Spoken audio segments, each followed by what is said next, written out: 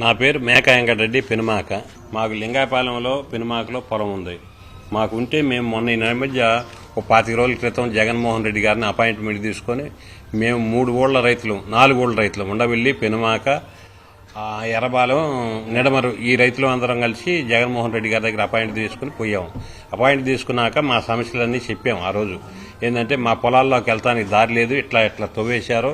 మరి నా పొలం అయితే శాంతం, నేను అలా పూలింగ్ ఇవ్వకుండానే నాకు రిటర్నబుల్ ప్లాట్లు కొట్టారు. నా పొలంలో 4,300 గజం అని జగన్మోహన్ రెడ్డి గారు చెప్పాం. అంతే, అందరం ఎవరి సమస్యలు వాళ్ళు చెప్పాం.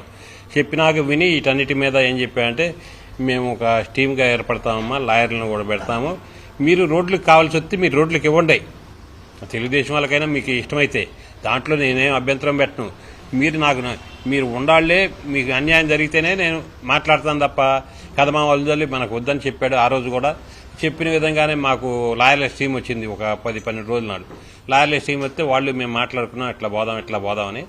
తర్వాత పోతే ఏంటంటే మళ్ళీ మేము 2 సార్లు పోయాం జగన్మోహన్ రెడ్డి స్టీమ్ దగ్గరికి వెళ్తే ఏం జరిగిందంటే, మరి ఇట్లా కాదంటే మీరు మా ఊళ్ళో అసలు మేము మా రైతులు కొంతమంది సాంబరెడ్డి, కొంతమంది శ్రీకాంత్ రెడ్డి వీళ్ళు చేల్లోకి పవాతి కావట్లేదు, చుట్టూ గొయ్యి తీశారు, మధ్యలోనే చేలు ఉన్నాయి, ఆ చేనేమో వాళ్ళు ఇడిచిపెట్టిందేమో చాలకుండా ఆ నీళ్ళలో ఇరిగిపోతుంది, మరి మాకు ఒకసారి రమ్మని చెప్తే సరే వస్తామని 2 సార్లు వెళ్ళినాక చెప్పారు. మాకు చెప్పినాక అదేవిధంగా నిన్న స్టీము రావటం కూడా జరిగింది. ఆ స్టీముని ఉండవిల్లో మా ఊరు వస్తామంటే ఉండవిల్లో అడ్డుకున్నారు.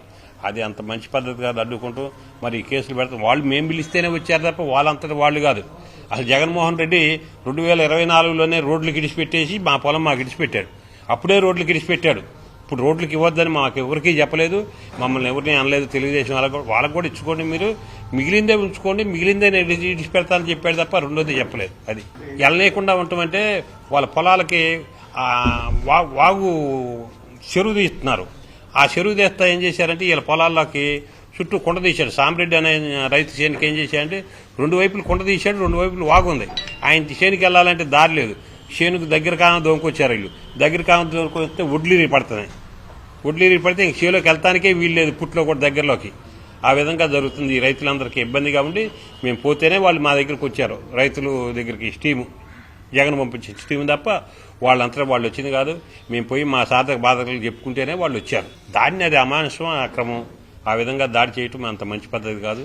ఎందుకు దాడులు చేసుకుంటూ వాళ్ళు చెప్పుకున్నందువల్ల వాళ్ళకే కదా. మరి ఇక్కడ ఏదో దాచిపెట్టినట్టే వీళ్ళు ఇక్కడికి రానిపోవటం అంటే పెనమాక రానిలేదంటే ఇక్కడ ఏదో జరిగింది, ఆ జరిగిన దాన్ని వాళ్ళు కప్పిపుచ్చుకున్నట్టేగా. రానిపోవటం అంటే దాని ఒక ఉద్దేశం. మమ్మల్ని ల్యాండ్ ఇవ్వని అడుగుతున్నారు. వాళ్ళు అడుగుతుంటే మేము అన్నాం. ఈవెన్లా మాకు రోడ్ల కింద మేము విడిచిపెడతాము, కదమాది మాకు విడిచిపెట్టమని మేము అడిగాం. 2-3 సార్లు మేము పమసాని గారి దగ్గర పోయాం. ఆయన పిలిస్తే అడిగాడు. ఆయనకు కూడా మేము ఇదే మాట చెప్పాం, వచ్చేసాం. మరిన్ని అప్డేట్స్ కోసం ఛానల్ ను సబ్స్క్రైబ్ చేయండి. నోటిఫికేషన్స్ కోసం బెల్ ఐకాన్ పై క్లిక్ చేయండి.